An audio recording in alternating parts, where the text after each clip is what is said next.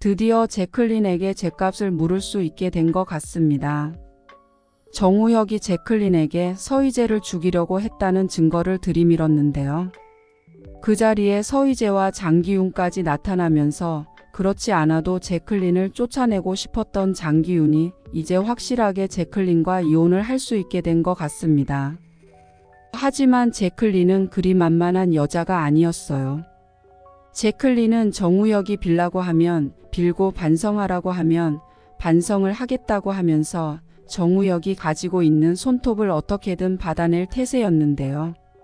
하지만 정우혁은 처음부터 제클린에게 증거를 내줄 생각이 없었습니다.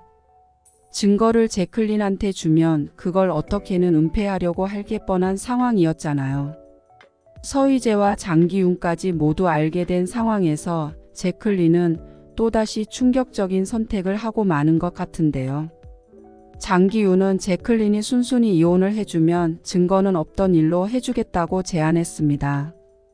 서희재를 죽이려고 했던 것이 들통난 이상 제클린이 자기 죄를 덮기 위해서는 어쩔 수 없이 이혼을 해야만 하는 상황처럼 보였는데요.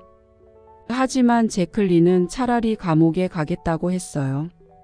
감옥에 가는 한이 있어도 이혼은 절대 해주지 않을 거고 돈도 포기하지 않을 거라고 했습니다.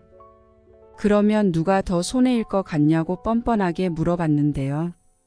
이혼을 해주지 않는 건 어떨지 몰라도 감옥이라는 곳이 얼마나 힘든 곳인지 모르는 제클린은 자기가 더 손해라는 것을 예상하지 못한 것 같네요.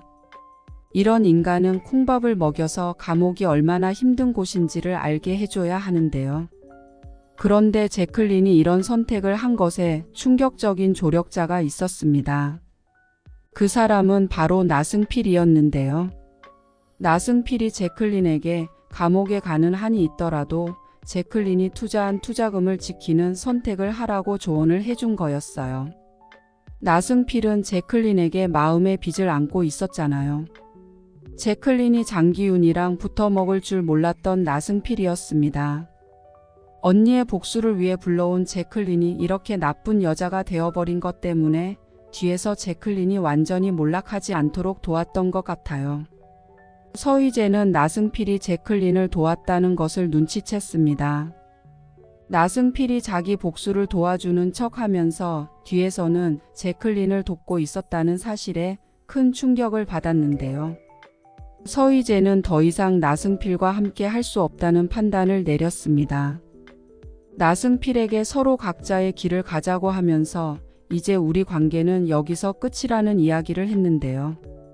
그 사이 장기윤은 제클린을 완전히 떼어낼 방법을 고민하고 있었습니다. 제클린은 자기 투자금을 지키는 선택을 하겠다고 했잖아요.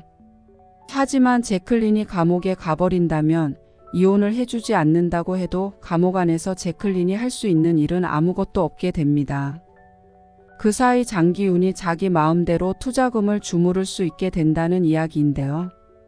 하지만 그것도 장기윤 마음대로 되지는 않을 것 같습니다.